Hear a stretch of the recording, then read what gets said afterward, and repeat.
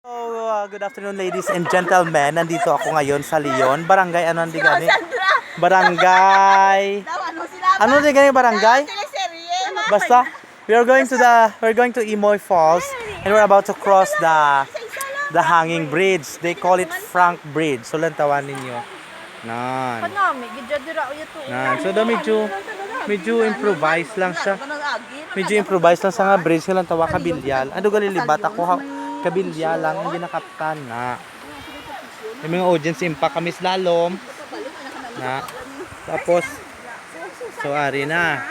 So Imoy Falls is one of the sikat nga dalayuhan sa mga turista dire sa may sa Leon, Iloilo because halin kami sa campsite dito sa Bukhari Leon. So ari na magalatay na ako ha. Oh, ayan, oh. Na ina sa tubang accountant, ina sang medical center. Oh, ang amiga ko na. Ay nagauyog-uyog. Uy, guyo di po. Nagauyog-uyog. Na, te.